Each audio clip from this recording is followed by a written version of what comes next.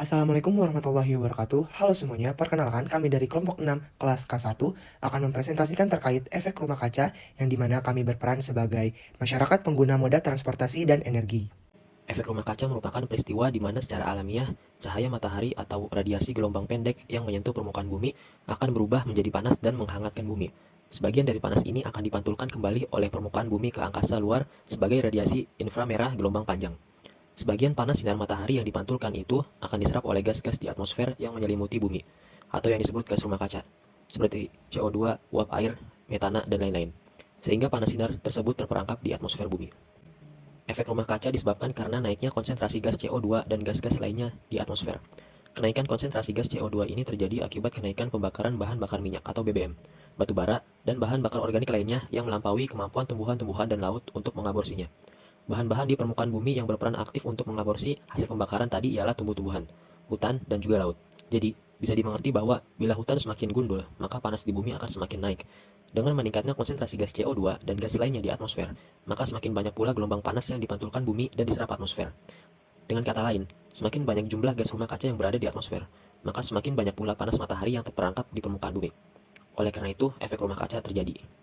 Gas-gas yang termasuk dalam gas rumah kaca ialah karbon dioksida atau CO2, belerang dioksida atau SO2, nitrogen monoksida atau NO, nitrogen dioksida atau NO2, metana atau CH4, klorofluorkarbon atau CFC, dan lain sebagainya.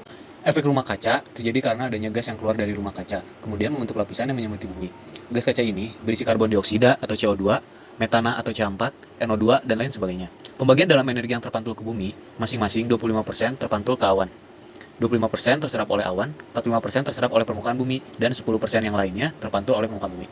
Gas yang melayang akibat efek ini melayang di antara bumi dan atmosfer yang menyelimutinya, sehingga panas bumi yang kembali masuk membuat suhu bumi menjadi naik dan membuat cuaca hangat menyelimuti bumi meski di malam hari. Meskipun hangat, namun apabila terjadi setiap harinya akan mengalami kenaikan dan terjadi secara menyeluruh di wilayah permukaan bumi. Maka hal ini akan menyebabkan global warming. Contoh sederhana dari proses terjadinya efek rumah kaca ialah saat di dalam mobil pada siang hari dalam keadaan panas dan di dalam mobil dalam kondisi tertutup tanpa adanya air conditioner yang menyala. Hasilnya, suhu yang ada di mobil akan meningkat.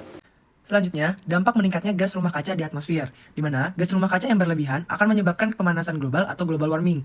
Suhu di bumi akan naik secara signifikan yang ditandai dengan hal-hal antara lain mencairnya es di kutub, rusaknya ekosistem, naiknya ketinggian permukaan air laut dan perubahan iklim yang ekstrim, menipisnya lapisan ozon, dan tingginya tingkat keasaman laut yang mana nantinya akan mempengaruhi terhadap terumbu karang. Selanjutnya, manfaat efek rumah kaca.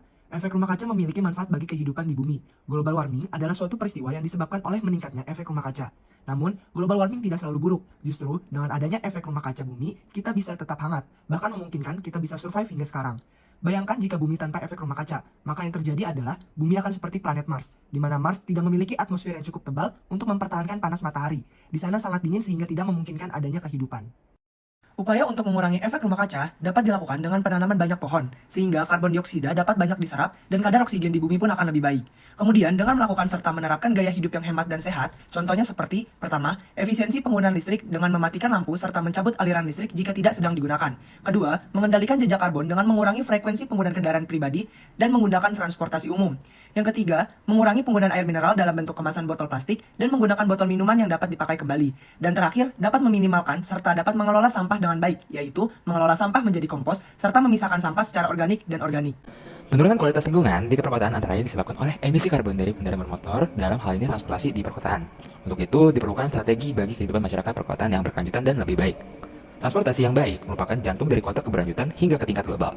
Prinsip dasar dan strategi dalam mengurangi emisi pada transportasi perkotaan itu ada 3, yaitu avoid, save, dan improve, atau disingkat ASI. Avoid bermakna hindari atau mengurangi perjalanan yang tidak perlu. Kalaupun harus melakukan perjalanan, maka upayakan beralih atau yang disebut save, menggunakan kendaraan yang rendah emisi atau yang paling hemat energi. Misalnya menggunakan sepeda apabila jaraknya dekat atau menggunakan transportasi umum apabila tidak mungkin menggunakan sepeda. Apabila harus menggunakan kendaraan agar memanfaatkan teknologi untuk meningkatkan atau disebut dengan improve, efisiensi kendaraan dan kualitas bahan bakar. Selain itu, pengendara juga menerapkan eco-driving dengan cara mengemudi ramah lingkungan. Selain itu, dalam dunia penerbangan, ketika berpergian jarak jauh dengan pesawat, pilih penerbangan langsung dibandingkan penerbangan transit dikarenakan ketika pesawat lepas landas dan mendarat, pesawat itu mengeluarkan emisi yang paling besar. Nah, dikarenakan sektor transportasi ini berkontribusi hampir 15% terhadap gas rumah kaca secara global, semua upaya itu dapat dilakukan untuk terwujudnya masyarakat dan perkotaan yang berkelanjutan yang menghindari dari emisi-emisi karbon tersebut. Sekian presentasi dari kelompok 6, kurang lebihnya mohon maaf. Wabillahi taufiq walhidayah. Wassalamualaikum warahmatullahi wabarakatuh.